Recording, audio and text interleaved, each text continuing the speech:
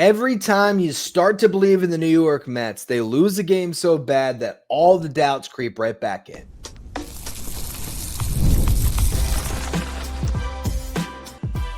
You are Locked On Mets, your daily New York Mets podcast. Part of the Locked On Podcast Network, your team every day. Hello to all you amazing Mets fans. You're watching Locked On Mets, part of the Locked On Podcast Network, your team every day. I'm your host, Ryan Finkelstein. I've been covering the New York Mets on this show since the 2019 season. It's the only podcast that covers the Mets 7 days a week throughout the regular season. If you want to find some of my written work, you can do so over at justbaseball.com, where I work as the editor-in-chief. Well, the New York Mets continue to be a remarkably inconsistent and, at times, maddening baseball team. Going into this week, if you said the Mets are going to have a 5-2 homestand, I would have said that's awesome. They'd probably take 2 or 3 from the Phillies, 3 or 4 from the Marlins. Not a bad week at all. Solid week at home. Well, they might still get to 5-2 if they can win on Sunday. But to lose 2 of 3 to start off your series to the Marlins and to lose those games the way the Mets have, it's just unacceptable for a team that is pushing for October. A team that cut a 7-game deficit in the NL East to 4 against the Phillies with a sweep. To have done everything you did, do all of that work to beat up the Phillies, just to let it all go against the Marlins, it's head-scratching. And the Phillies just keep beating the Braves. They're back home. They're doing fine. They've taken the first 3 games of their series, and they've all but erased everything the Mets gained. If the Phillies win on Sunday and sweep the Braves, and the Mets lose their series to the Marlins, we'll be right back to square one a week later. And that's crazy, because on Thursday, the first game of this series, the Mets gave up 7 runs. 5 of them were unearned. If they play solid defense, they win that game. And then your supposed ace is on the mound on Saturday, and David Peterson lays an egg. And not against a fantastic lineup, against the Marlins, who just wore him out. David Peterson did not have anything.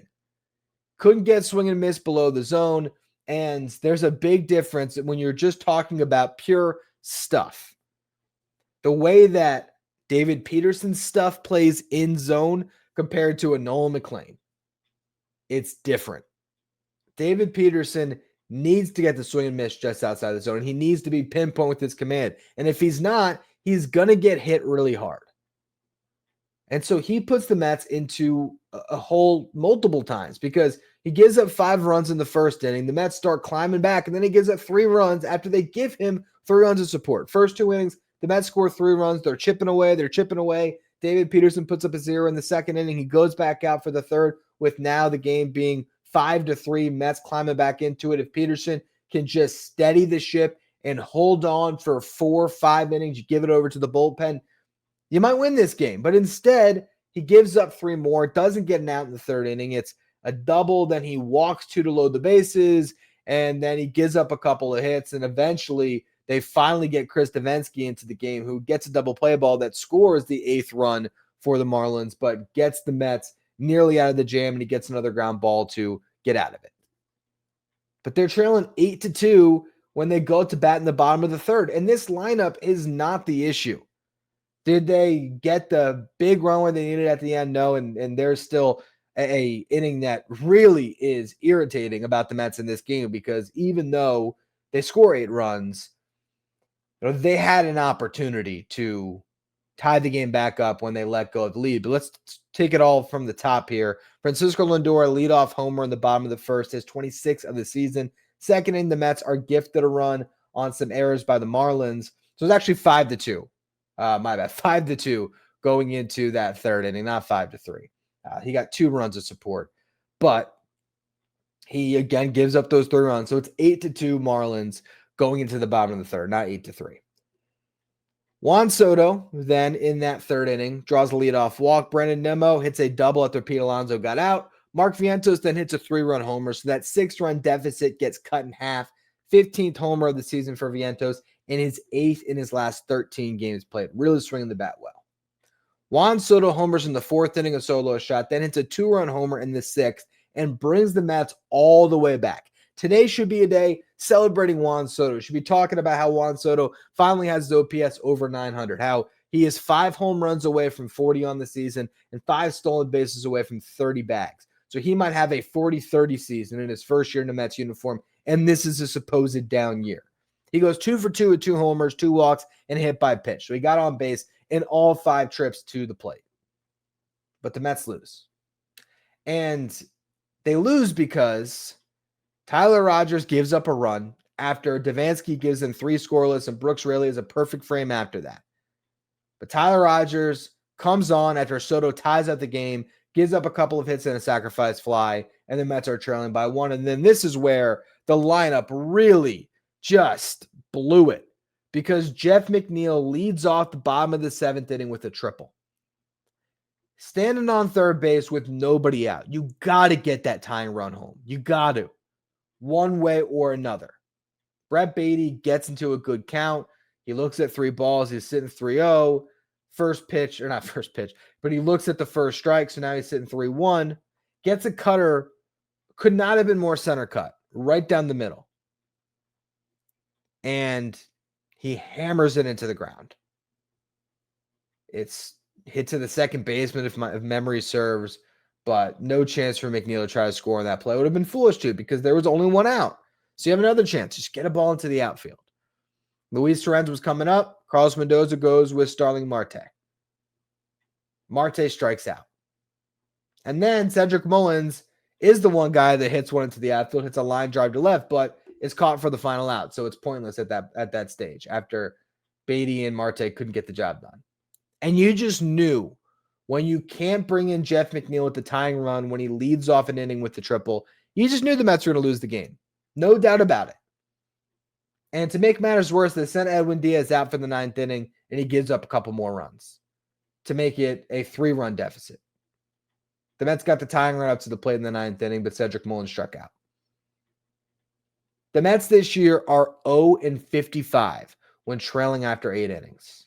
0-55. If they keep the game tied going into the 9th, they'll walk it off. But if they're trailing by even a run, can't come back. That's the type of thing that makes you wonder if this team just doesn't have the clutch gene. Just doesn't have it in them to have that killer instinct to win baseball games. Because last year, I don't know exactly what the record was. Certainly was a lot better than that when trailing after 8 innings. The Mets had comebacks in the 9th.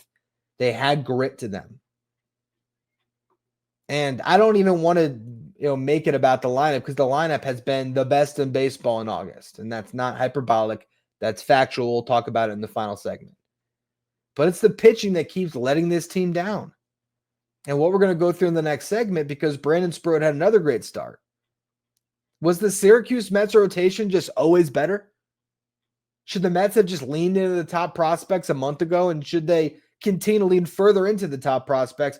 Call up Brandon Sproat. Heck, maybe call Jack Weninger from AA for all I care. Just completely disregard some of their veterans and lean into the kids, because the kids are the only thing that's providing a spark to that rotation. I want to talk about the state of things here in just a minute.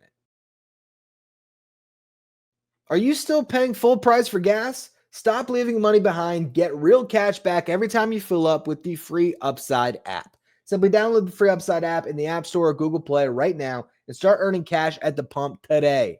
Use my limited time promo code SEASON. Get an extra 25 cents back per gallon on your first fill up. You can make up to $300 a year just from buying the gas you already needed. At first, I thought it was too good to be true, but it's totally legit. Real people are getting paid just to make their daily commute, and you can too. Plus, you can cash out anytime to your bank account, PayPal, or an e-gift card for Amazon or other brands.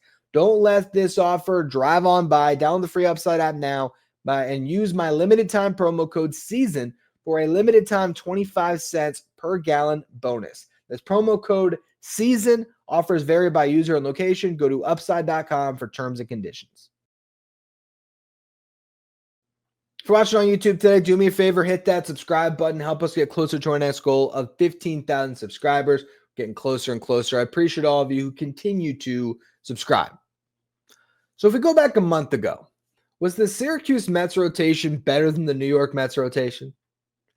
It's fair to wonder that, although Jonah Tong, I think a month ago, was not technically in Syracuse, but if we just open it up and said, hey, if the Mets could form a rotation from their top prospects or their veterans, which group is better? Right now, who would you take? Nolan, McLean, Jonah Tong, and Brandon Sproat, or David Peterson, Kodai Senga, and Sean Manaea? And the answer to that question is everything wrong with the New York Mets. Because the answer is you take the kids. And we haven't even seen Brandon Sproat make his MLB debut. But the veterans continue to let this team down. In August, David Peterson has made 6 starts, 6.68 ERA in 31 innings pitched. He gave up 23 earned runs. That wasn't all bad for Peterson. He had 3 good starts, 3 bad starts. One of those starts, he goes 6 innings of 2-run ball. Another one goes 5 2/3 of 2-run ball. He had a gem against the Nationals where he went 8 innings and gave up just 1 run. But he also had a game where he gave up 4 runs in 6 innings against the Guardians and a loss. He gave up 6 runs in 3 1/3 against the Braves, another game the Mets lost. And then you had this one, 8 earned runs in 2 innings pitched. Brutal. Now, I don't think that David Peterson's spot in the rotation is in jeopardy because at this stage right now, David Peterson has still been your most consistent starting pitcher this year. He's got a 3.61 ERA and 152 innings pitched. He's your one workhorse. And he was great in July. He had a 1.05 ERA in July. But the inconsistency is really showing right now. And they got to find a way to get him right. Again, Peterson, 6.68 ERA in August. Sean Manaea, 7.13 ERA in 5 starts, averaging just under 5 innings per start, 24 innings in 5 starts. Kodai Senga, 5.48 ERA in 23 innings pitched across 5 starts. Frankie Montas pitched 3 games, made 1 start, gave up 9 runs. And then you have Clay Holmes, the guy that everyone talks about getting pulled from the rotation, and I'm actually going to talk about it myself in a minute. But he's got a 4.32 ERA in August. He's averaging 5 innings per start, 25 innings in 5 starts. And the Mets have actually won 4 of his 6 starts. And the 2 that they lost, they probably should have won. They lost the game 3-2 to the Guardians, not really on Clay Holmes. Then, against the Marlins on Thursday, again, all those errors, the 5 unearned runs, granted, Clay Holmes was part of that problem. He didn't make a catch when he should have. But that played into the Mets losing a game. So while Nolan, McLean, and Jonah Tong have been awesome, and I'm very curious to see what Brandon Sproat can do, is Clay Holmes really the guy that gets pulled from this rotation, and is he even the problem?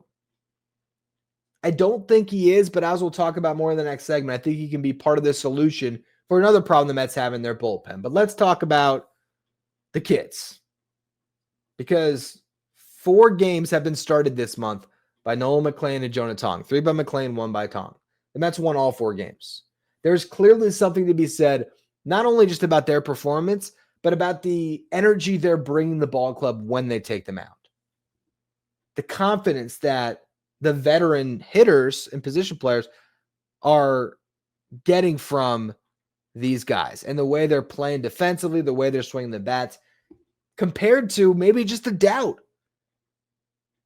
You might go into a game with David Peterson and Sean Manaea or Kodai Senga right now, and I don't know if the players are expecting to win those games. And maybe they expect to win when the kids are on the mound, which again is an indictment on the Mets rotation as a whole, because you can't just do it with the kids. I don't think that we're going to see Nolan, McLean, Jonah Tong, and Brandon Sproat as the 3 guys taking the ball in a wild card round. But I also think that the Mets probably should give Spro a look just in case that's their best course of action. Because if you don't see more from Manaea, Senga, or Peterson this month, maybe it is the kids. Maybe you just lean into it and see what happens. Brandon Sproat, though, has had a couple bad outings this month, gave up 5 runs on 2 separate occasions. But his other starts have been solid, and he was absolutely lights out in July. He was the pitcher of the month in the International League.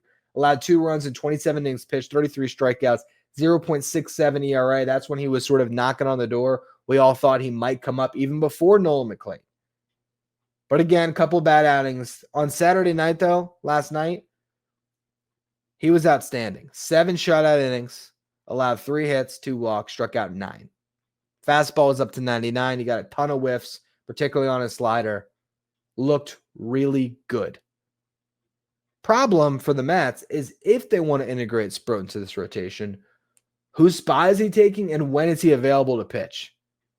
Because he's not going to be available when Clay Holmes is scheduled to start next, which is on Wednesday in Detroit. You got Kodai Senga going today, Manaea, McLean, Holmes for the series against the Tigers, then an off day. But if you wanted to, after Jonah Tong starts on Friday, you could slide Brandon Sproat into the rotation on Saturday. Now, David Peterson would be scheduled to make that start, but maybe this would be a way to give David Peterson a nice long rest. Give him a full week off. He'd have 7 days rest. He pitched on Saturday. He would pitch next Sunday.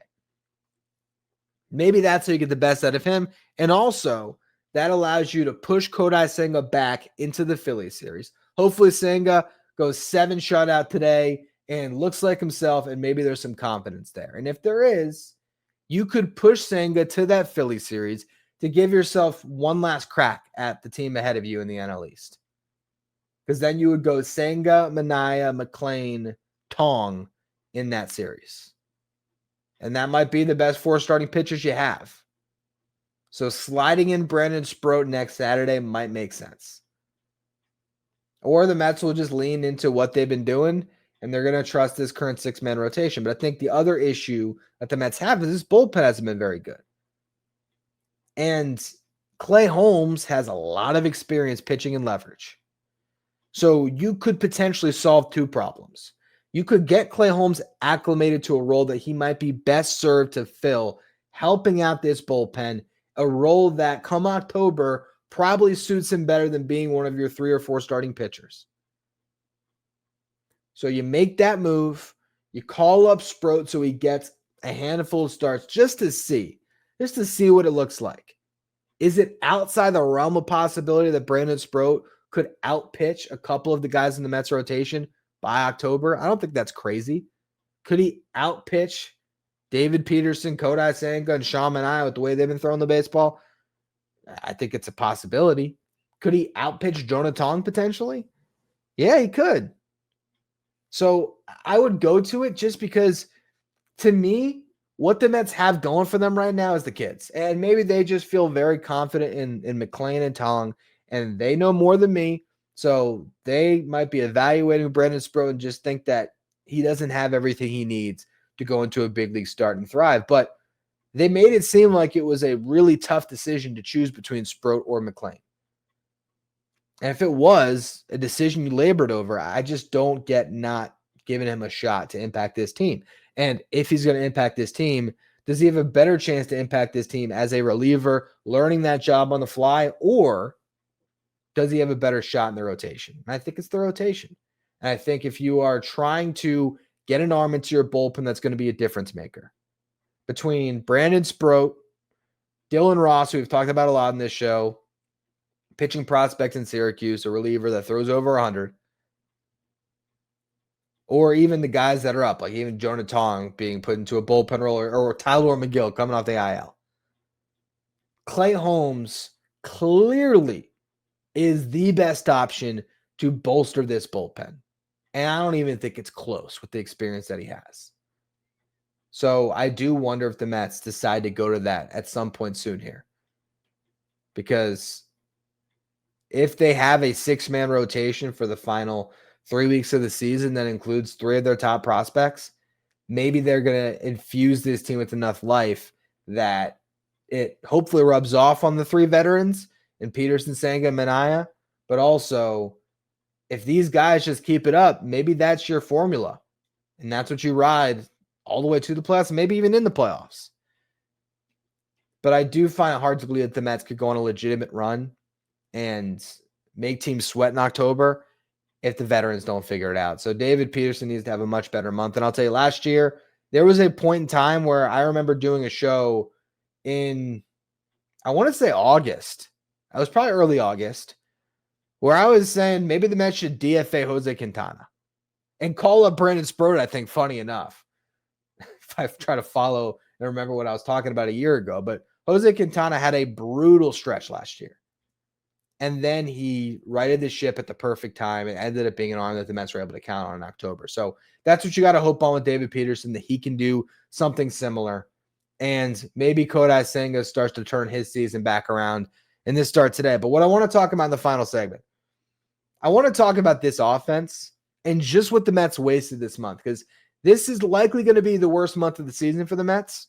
And offensively, they've been the best team in baseball. So how do you rectify that? We're going to go through it to close out the show in just a minute. Today's episode is brought to you by Monarch Money. Most people can't name all their financial accounts or even what they're worth, whether it's 401ks, properties, or investments. And when you don't have a full picture, you can end up leaving money on the table. That's where Monarch Money comes in. It's an all-in-one personal finance tool that brings your entire financial life together in one clean, easy-to-use interface on your laptop or phone. Monarch does the heavy lifting for you. You can link all of your accounts in minutes, see clear data visuals, get smart categorization of your spending, and finally feel in control of your money without ever touching a spreadsheet. I linked all my accounts to Monarch, and immediately I started to see areas where I could save, between unwanted subscriptions to just spending too much on takeout each month, canceling those subscriptions, saving on the takeout. It really was a huge difference maker for me. Don't let this financial opportunity slip through the cracks. Use the code LOCKEDONMLB at monarchmoney.com in your browser for half off your first year. That's 50% off your first year at monarchmoney.com with the code LOCKEDONMLB. If you're an everydayer that always tunes into the show, make sure you become a Locked On Mets insider. It's our texting service where you get updates from me anytime news breaks from the Mets. You can ask me questions anytime, take part in our Locked On Mets signed photo giveaways, and you get the live graphic sent to your phone each day so you know who's in the starting lineup without ever going on social media. Now, before we talk about the lineup, I did pull up Jose Quintana's starts from last year, and here was the stretch that he had in August. He gave up 3 runs over 5 innings to the Angels, 5 runs over 6 2/3 to the Mariners, 4 runs over 4 innings to the A's, and then the start that I think I started a campaign for the DFA, gave up 7 runs in 5 innings against the Orioles. And then after that, he gave up 3 earned runs for the rest of the season. 6 1/3 scoreless, 5 innings of 1-run ball, and then in September, he gave up 2 runs over his final 4 starts, and then we know what he did in the playoffs. So the Mets need some of their veterans to have that level of a resurgence in September. And I think the biggest difference from this year's team to last year's team, 2 big things. One, clutch gene. Last year's team was clutch. This year's team has not been. The other thing, the consistency in starting pitching, because you knew last year when you were able to stack Jose Quintana, Luis Severino, Sean Manaea, and David Peterson, you knew that 4/5 of your rotation was going to go 5 every start, and a lot of them are going to go at least 6. And so that made the bullpen a lot easier to manage. That gave your starting lineup time to build leads early in games. It just sets the tone. So that's still something the Mets are trying to fix here. And it's the veterans that keep letting them down. They need Peterson, Manaea, and Senga to get right. But also the bullpen hasn't been great either. You look at the Mets this month in August. They are 11-16. In June, as awful as that was, they were 12-15. So at best, it's still going to be worse than June, because at best they're going to be 12-16. At worst, if they lose today, they'll be 11-17 in August. They were 14-10 in July. And remember, they lost the final 3 games of the month going into the trade deadline. So this is a stretch here where the Mets have gone 11-19 over the last 30 games played. And what's remarkable is in June, it made sense. They weren't scoring. They were giving up runs. They scored 26 less runs than they gave up. But in August, they've scored 25 more runs than they have gave up. And yet, they're 5 games under on the month. You look at the Mets offensively in August as a team, hitting 289, 366 on base, 514 slug. That is an 880 OPS. They lead all 4 categories in Major League Baseball. They lead the whole slash line. Best batting average, best on base, best slug. And second best in home runs. Also second best in runs scored to the Brewers. The Brewers have scored 6 more runs, but they've also played 2 additional games. And with how many runs the Mets are averaging per game, you could say per game, I'm sure they have the most runs scored in Major League Baseball this month. Juan Soto has hit 10 home runs, 1029 OPS, 441 on base percentage. Pete Alonso did a lot of his damage early in the month. He did have a real slump in the middle, but he still has hit 9 home runs and has drove in 29.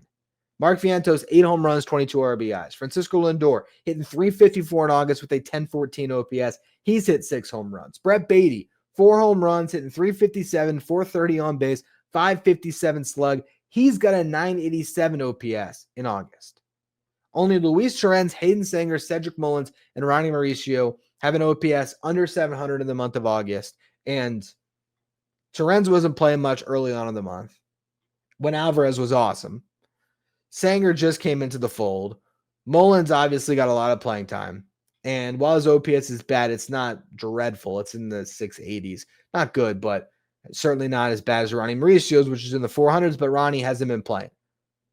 Jeff McNeil has a 780 OPS. Everybody else on the team is over 800 on their OPS in August, and most are over 900. The best offense in baseball, and yet they are 5 games under 500 this month. Why are they 5 games under 500? Well, the rotation we've talked about, but also the bullpen. The Mets have a 4.97 ERA in the month of August. And Ryan Helsley blew 4 saves. Ryan Stanek blew 1. Now you might wonder, how did those guys get so many save opportunities? Well, a save opportunity does not have to come in the 9th inning. You're only going to get a save in the 9th inning, or if you pitch the final 3 innings of a game. Or I guess, if you come in a save opportunity and finish out a game, if you came in the 8th inning or the 7th inning. Regardless, though, a save opportunity by definition is when a pitcher enters in a save situation, with the save situation being described as a lead of no more than 3 runs, or with the tying run on deck or closer to scoring, if they are unable to preserve that lead. So there were 4 instances in the month of August where Ryan Helsley blew a lead for the Mets late. And Ryan Stanek blew 1 as well. That's 5 games. The Mets had the lockdown bullpen they thought they built at the trade deadline. Add 5 wins to the equation, take away the losses, all of a sudden it's a 16-11 month instead of an 11-16 month. And even if you just say, all right, take away Helsley's. Let's say Helsley was good in all those games. The Mets notched all those wins. They're 15-12, and they're 2 games back in the NL East. 15-12 in August, and then 2 games back in the NL East. Now, again, the Reds keep losing, so the Mets are 5 games up in the wild card. The Diamondbacks have won 4 in a row, and they're now a half game back of the Reds. So maybe it's the D-backs that we start to look at instead of the Reds. But, yeah, the Mets at this point can sort of back into the playoffs. But you also have playoff seeding. So there's a lot to play for, even if the Mets can't win this division. You right now are 5 games back of the Cubs, 3 games back of the Padres in the wild card race. If you could grab that top wild card seed, you at least host the playoff series, and the Mets are significantly better at home this year than they are on the road. And they're about to go on a road trip, by the way, that is going to be probably the determining factor on if they, for one, have any chance at the division, but more so where they're going to be at in the seeding. If they have a bad road trip coming up here, they, for one, could end up in a spot where their playoff position is in jeopardy, but also they could end up in a spot where they have fallen so far behind the Cubs and the Padres or whoever is second in those respective divisions, and they just don't have a chance at home field. I mean, the Mets could play the Phillies in the wild card round depending on how things shake out, but that series would take place in Philly at this point, because it just does not seem like the Mets are going to close this gap, even though they had it 3 days ago. They had a chance at it.